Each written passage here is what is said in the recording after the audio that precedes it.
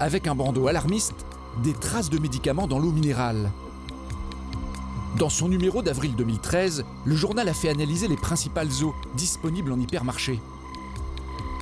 Et surprise, les journalistes ont détecté des polluants, des traces de médicaments ou de pesticides dans 8 marques sur 18, alors même que ces eaux doivent répondre à des critères de pureté drastiques. Le journal nuance, les teneurs sont extrêmement faibles, des doses sans danger pour la santé. Mais un tabou a été brisé. Les polluants menacent de plus en plus les eaux, même minérales. Alors s'en prémunissent-elles vraiment efficacement? C'est la révélation choc, issue d'une enquête menée par une prestigieuse institution, l'Académie de médecine de Paris. Tout s'est joué au premier étage, dans une très solennelle salle de réunion, avec buste de grands chirurgiens au mur. C'est ici que le professeur Queneau a enquêté en 2006 sur les eaux minérales. Sous des allures bonhomme, c'est une éminence de la santé dans le domaine de l'intoxication par les médicaments. Et il a fait des découvertes plutôt sensibles, à tel point qu'il va même hésiter à nous en faire part. Certaines eaux ne sont pas bonnes pour tout le monde. C'est ce qu'il indique en toutes lettres, dans un très officiel rapport de l'Académie de médecine, qu'il a rédigé en 2006, intitulé « La place des eaux minérales dans l'alimentation ». Et voici une de ses conclusions. Les eaux fortement minéralisées peuvent être néfastes, notamment celles riches en sodium, qui peuvent rendre inopérant un régime hyposodé. Elles sont contre-indiquées en cas de HTA, c'est-à-dire d'hypertension artérielle, d'insuffisance cardiaque ou rénale. En clair, celles qui ont beaucoup de sel sont déconseillées aux cardiaques. Mais enfin, il est évident que quelqu'un pour lequel il y a une contre-indication importante à prendre du sel dans l'alimentation, c'est pas pour en prendre de façon abusive dans une eau minérale qui va être riche en sel. Et puis fini, parenthèse terminée. Parenthèse terminée. Il ne voudra pas nous détailler les eaux minérales qui sont contre-indiquées à certaines personnes à la santé fragile. Des contre-indications qui ne figurent que très rarement sur les étiquettes. Bon, donc pour vous, les contre-indications ne sautent pas aux yeux sur les étiquettes, c'est ça? Vous arrêtez là. Le sujet est sensible, nous insistons. Il nous prend 2 exemples, toujours à propos du sel, du bicarbonate de sodium. Moi je veux dire, là on prend au hasard. Bicarbonate 65. 65 mg par litre, c'est-à-dire très peu. Bicarbonate 4368. C'est 60 fois plus. Mais vous filmez pas ça. Alors, le cardiaque, il peut en prendre 3 litres de ça.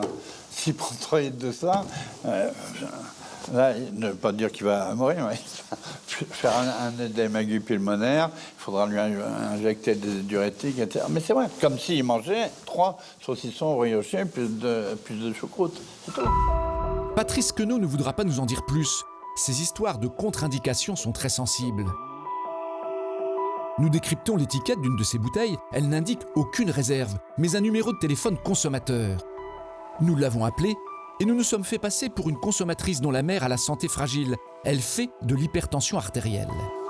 Bonjour, je vous téléphone, voilà, parce que j'ai ma mère qui fait de l'hypertension et je voulais savoir si elle pouvait quand même continuer de boire de la... Dans le cas de votre mère donc, qui fait de l'hypertension, ça n'a aucune incidence sur l'hypertension du coup. Ok, donc elle peut continuer de boire ses 1,5 litre par jour, c'est pas gênant. Non.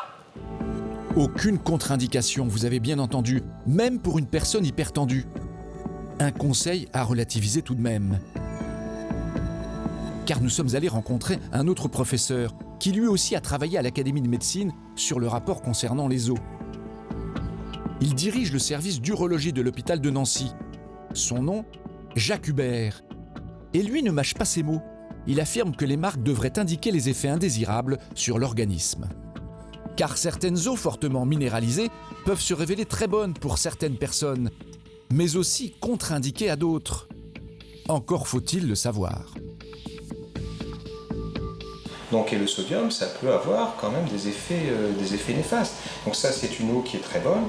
Elle a beaucoup de minéraux, donc on la reconnaît facilement. Et puis on peut s'attacher au goût de cette eau et donc on peut aimer la boire.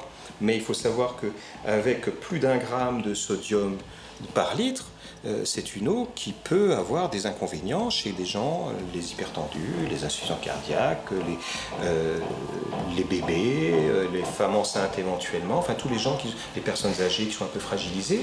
Trop de sodium, c'est pas bon. En France, on mange déjà trop salé, et si on rajoute 1 gramme, parce que si on boit 1,5 litre à 2 litres par jour, 2 litres de cette eau-là, vous avez 2 grammes de sel supplémentaire. Donc ça se rajoute au sodium que vous avez dans l'alimentation. Ça peut peut-être accélérer les choses pour que l'hypertension apparaisse. Cette fois, fort de ces précisions scientifiques, nous décidons de solliciter le siège de la marque. Nous les avons contactés par mail avec une question toute simple. Tous les consommateurs, même les cardiaques, peuvent-ils vraiment boire cette eau riche en sodium et bicarbonate ? Et contrairement à ce que nous avait dit le service consommateur, la réponse est maintenant plus nuancée. Les eaux riches en minéraux peuvent être bues par tout adulte, à une seule condition, mais elle est de taille, qu'ils soient en bonne santé. Ces précautions ne concernent donc que les personnes à la santé fragile. Et c'est à cette petite partie de la population de s'informer sur les eaux qu'elle consomme. Car à ce jour, aucune réglementation n'oblige à indiquer une quelconque contre-indication sur les étiquettes des eaux minérales.